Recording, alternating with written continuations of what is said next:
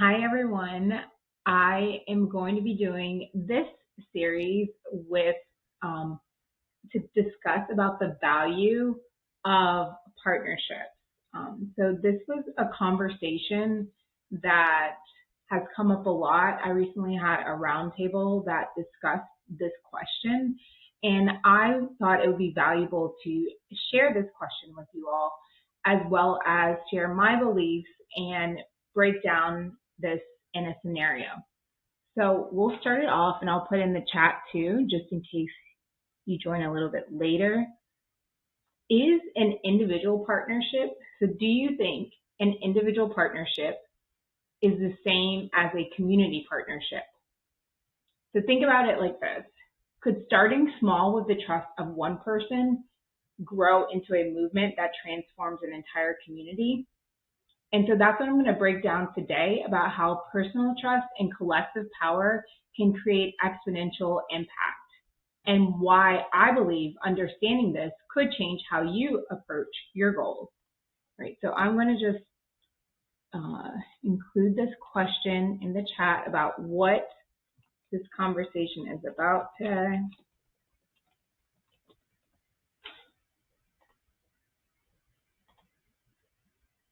And then we're going to start off with the scenario of an ice cream company wants to open a shop in a rural town, but they need to build initial trust with the community. All right, so I'm going to use my notepad to draw this out. Before I do that, I want to ask you, do you believe an individual partnership is the same as a community partnership? Feel free to drop in the chat too if you're watching this, and feel free to just think through it as well. But do you believe an individual partnership is the same as a community partnership? All right, so I'll share with you what I believe. I believe an individual partnership is different from a community partnership. And I'll share with you more about why I think that. By the end, you'll have some framework in terms of my thinking of why I believe that an individual partnership is different from a community partnership. Okay, so the example I gave is an ice cream shop.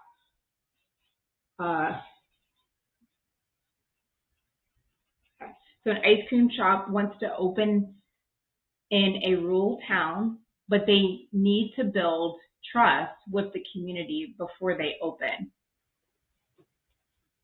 All right, so how I look at this is there's some type of organization involved, right? So we have the ice cream shop. And then for the first scenario that I'm going to provide or approach, let's talk about an individual partnership. So what do I think this looks like? So the approach that I believe I would take, as if this company did an individual partnership, would be the company would partner with a well-known and trusted local individual, such as maybe a school teacher or a small business owner. And what would be the actions that they would take? Well, they could introduce the idea of the ice cream shop to their network.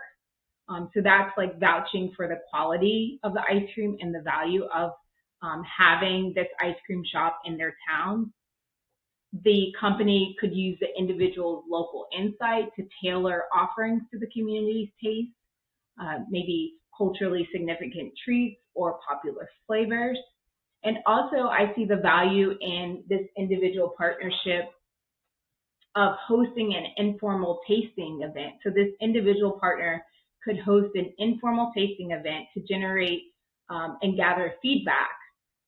So what would be the benefits that I would see as for an individual partner would be the reputation that would help establish immediate credibility for this ice cream shop that's trying to open, as well as feedback from a trusted source, which ensured offerings aligned with the community preferences. So that would be an example of the ice cream shop partnering with an individual.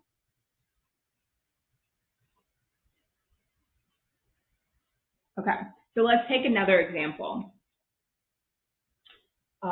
Let's take if the ice cream shop partnered with, let's say, the community. So if the ice cream shop was partnering with the community, I believe the partnership would look a little bit different. So the ice cream shop would engage the entire community from the beginning to design and establish the shop.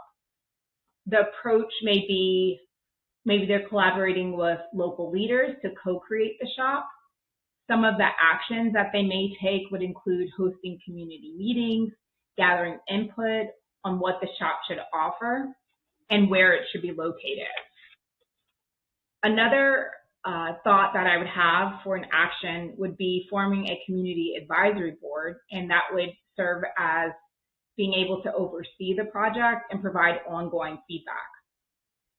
Partnering with local schools and businesses to host the event, and then maybe even sourcing local ingredients. So the benefit of the community partnership, I believe, would be inclusive decision-making, ensuring that the shop reflected the community's values and needs, as well as broader participation, creating a sense of shared ownership.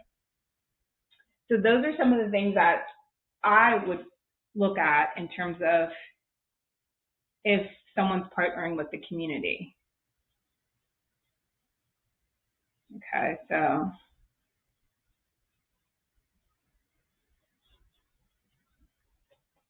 all right, so individual partnership, community partnership, and then the one we've talked about just now was the community partnership, partnering with the ice cream shop. Now, there's another partnership that I believe can happen, and that is one where you're combining both, you're leveraging both the individual partnership as well as the community partnership. And what I believe that would look like would be the individual partnership would start first with the ice cream shop, and then it would transition to a community partnership. So what would it look like in real time? Well, the ice cream company would begin with an individual advocate, but then transition to involve the broader community. The company would start possibly working with a respected local figure first to introduce the concept and gain initial trust. And early efforts would focus on relationship building through personal engagement, like one-on-one discussions or small events. And then maybe in phase 2, they would transition to the community partnership.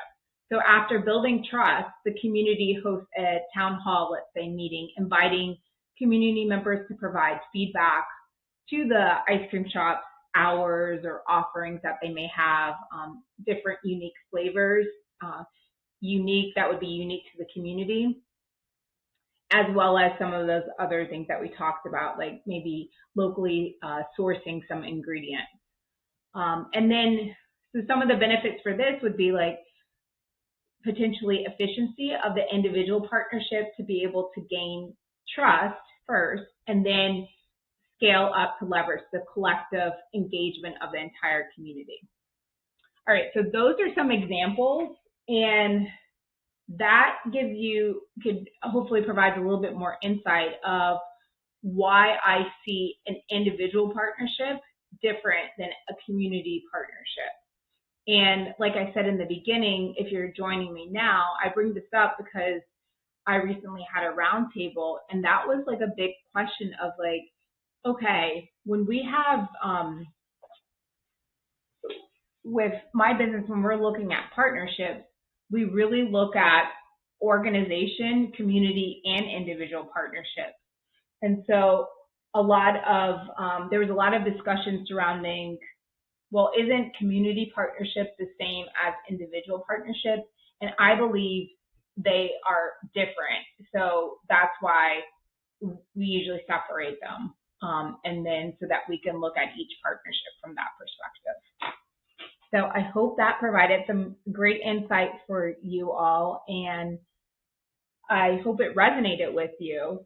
And if so, I would be I'll be doing more of these just to be able to provide real-time questions that we're getting in conversations with different people that we work with and different people we talk to in the community, as well as some valuable tools that may be helpful as you all are engaging with different community members and projects that you're working on. Have a great week.